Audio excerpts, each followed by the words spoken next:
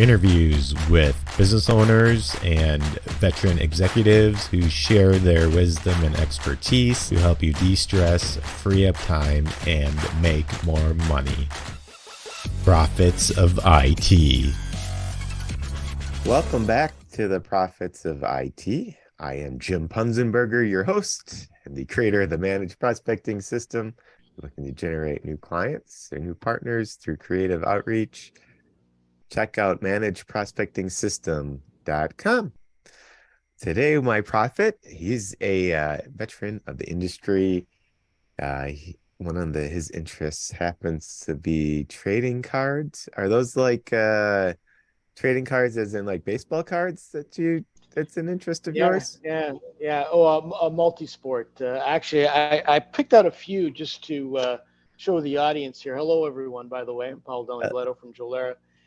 So Paolo, why don't you, before you show us the cards, just take a moment and introduce yourself and tell us a quick bit about what you guys do. Sure. So I'm Paolo Del Nibletto. I'm the Chief Channel Business for Jolera. Jolera, simply we are a manufacturer of service solutions.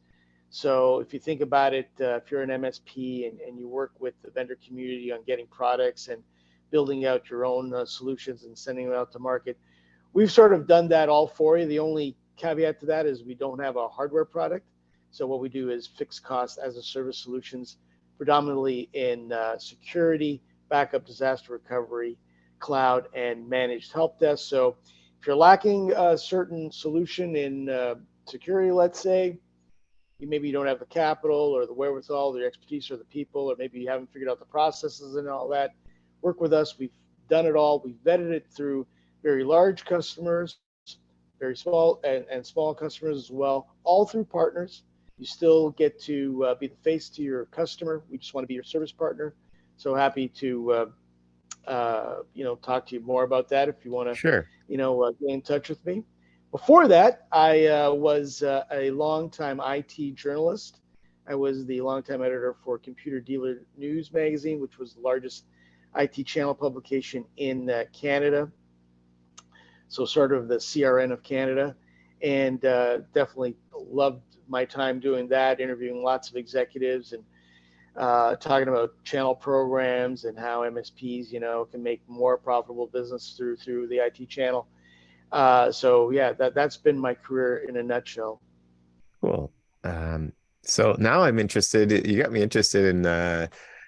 You kind of did a tease on the sports cards. What were you going to show us?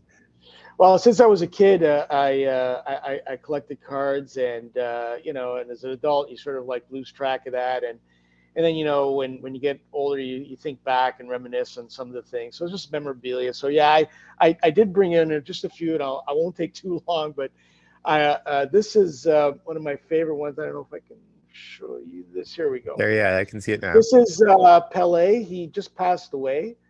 One of the greatest soccer players of all time, 3-time World Cup champion. And this is an autograph card of his. You can see the one in gold ink here. This is a Magic Johnson autograph. Wow. There we go. Obviously, a lot of people know Magic Johnson, 5-time champion of the NBA. And now he's a business guy too. That's right. Very successful businessman. He has a chain of theaters and restaurants and everything like that. This is my favorite player growing up, Darryl Sittler, captain of the Toronto Maple Leafs, my hometown team. This is his autograph.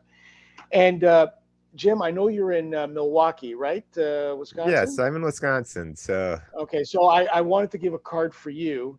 So this is one of the great all-time Milwaukee Bucks players, Sidney Moncrief. Sidney Madre? Sidney Moncrief. He played in the 80s and 90s. He's a Hall of Famer. This is his autograph card. So just something special for you being in Milwaukee. So I thought you might enjoy that. Yes, I used to go down to, at that time, it was the Bradley Center and watch him. Yeah, that's right. Yeah, he was a great player. I mean, we didn't get a lot of basketball games up here in Canada until the Raptors came. But, I do remember him. I think CBS always had like a game of the week, and they always featured these players like Dr. J and Magic Johnson, Larry Bird, Sidney Moncrief. Really, really cool. Yes, that's well, thank you for sharing with us. It reminds me of being back in school for show and tell. It was always my favorite time of of the day when I was in school was the show and tell. So I thank you. had that too. Yeah, no worries, no worries. So I guess shifting back to business, what Sure. the question for you that I have is what's your superpower when it comes to business?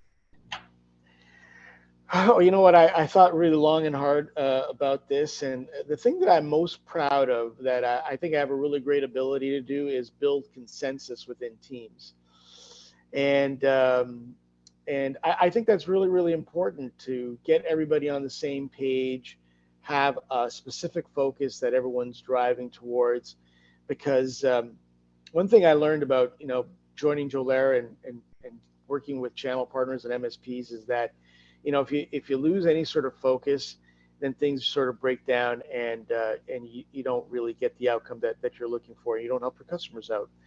So I know you asked me to come up with like 4 to 8 bullet points on how I go about building Hmm. consensus, and I think the most important thing is you need to be a good listener. And in my background as a journalist, that's something that you absolutely need to have. And I think journalism today, anyways, is sort of a little bit of broken down because it's more about like the journalists sort of giving their views about things as opposed to telling the story of what's really happening in the field. But one thing I learned about in journalism, when you're doing interviews and you're listening to people tell their stories, they usually will say something 3 times, and that was always my cue to write that thing down because this is obviously important to that person. So when you're building consensus, right, you have to learn and know what the other person is feeling and wants out of the whole team approach, right? So I always take that into account. No, number two is proof points. So if you're going to go about developing a plan or a strategy or whatever the outcome is, you should have your data. It should be backed up by reliable sources. Again, going back to my journalism days, Yes. and it should definitely make common sense. That's the other thing, because even if it's outlandish, right, you have to have some sort of real life examples where common sense will play a factor, and then your team will gravitate towards that, and will start to believe you more and be on your side. The other thing that you need to do is you need to draw them in, right? Because listen, everybody's human. They want to go about their days. They want to go home to their families or go home and chill and do everything like that. So when they're in the office, and nowadays it's even challenging because everybody's remote, Right. which is fine. Which is fine. You need to find something that everyone can gravitate to, right? And it could be as simple as, hey, you know what? We know this guy, he's in trouble, and we really need to help him out, right? And something like that. So you need to gravitate, you need to draw them in, get them excited about whatever the consensus you're trying to build. You got to be open to reevaluate whatever that consensus is over time. And that means you need to go about and talk to people, not on a daily basis, but in a very consistent basis. And one of the things that I've always prided myself is like I've always managed by walking around. So it's not that I like been in an ivory tower and I've dictated, or I had an office and I had people like come into my meetings. I would get up, I would walk around, and I would chit chat with everybody, and I would see what they're up to, talk about their personal lives and what things that they, want to talk about, and then always, maybe bring in, things that are important to the overall objective. So that's how I would go about reevaluating that, because things could fall through the cracks, things can change, the market dynamics can change, and you need to adapt. Um, you also um, you have to admit that you may be wrong, right? You have to be held accountable. Hmm. So, and there's lots of times I can tell you lots of times that I completely missed the boat, right? And you go up and say, you know what, I really I didn't do well here, and here are the reasons why. I thought at the time this was it. I know that IDC has this policy of, and I take it to heart all the time because I used to work with those guys all the time. They would say, at the time, this was the best available data, and this is what the decision was at the time. At the Things have time. changed at the time. Things have changed, and now we have to, like, pivot and Hmm. move forward this way, right? But even with that, you're sort of being held to account, saying, "Hey, this is something that we thought was true here, but now it's different. So it's my bad. Let's move forward, whatever, and take in all the feedback that your team has." Lastly, and this I think can go with anything really, just to be consistent. So you just can't make it Consistency. up as you go along. You got to be consistent and repeat all these things over time. And this way, your team will trust you more because they know what you're all about, because you haven't really failed them in sort of like coming up with something out of left field all of a sudden, right? Cool. So that's how I go about building consensus. Got it. I've never thought about it in that depth before. So I think it's something that now I've got like a process that you just laid out that can follow step by step. So thank you for that. No worries, no worries. We have a opportunity for a networking moment. Anybody that should be reaching out to you? Why should they be reaching out to you?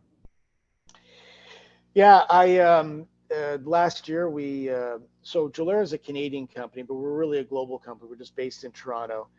We have a European head office in Porto, Portugal. Um, One thing that the pandemic sort of like uh, impeded us from doing is, going into the United States and broadening our market place there. And America is the land of opportunity. It's the greatest market in the world. It has the biggest GDP, 29%. So, like they say, like Frank Sinatra says about New York, if you can make it there, you can make it anywhere. So last year we tried our best to engage with lots of MSP partners to tell our message out there about Jolera and how we help MSPs grow their business with these fixed costs as a service solutions in those four areas: security, managed help desk, cloud, and backup and disaster recovery. And the cool thing about Jolera is that we keep on innovating. So every year we'll come up with at least 4 or 5 new as a service solutions. We just released an XDR, which we're really, really excited about. So again, if you're an MSP and your customers are, asking you for these new solutions and you don't have the time or the wherewithal or the capital to build them on your own, you can partner with us, and we can help you take those to market and help your customers out. Great. And somebody wanted to get a hold of you. What's be a good way of doing so? So my email is paulod@jolera.com. That's paolod@jolera.com. You can also visit jolera.com, and there's a way for partners to engage directly with me on that website. And I respond to all partner requests. So it doesn't matter how big you are, how small you are. Happy to have any sort of discussion. In fact, this is the funnest thing that I do is talk to channel partners. In my previous job as a reporter, and in my job now as a channel chief, that is the best part of my days, when I get down and speak to an entrepreneur, get to Uh-huh. learn their business, get to learn their marketplace, and see where we can fit in. Well, it sounds like you have a wonderful solution, and we'll include some in the show notes, some contact information in case anybody's looking for it. Thanks, Well, I th appreciate that, Jim. well, thank you, Paulo, for your time here today and sharing your knowledge. It's been wonderful having you on. Thanks again, Jim. Really appreciate it, and all the best to you. And and all the audience out there. And until next time on the Prophets of IT, I am Jim Punzenberger, your host, and the creator of the Managed Prospecting System. Be sure to check out managedprospectingsystem.com.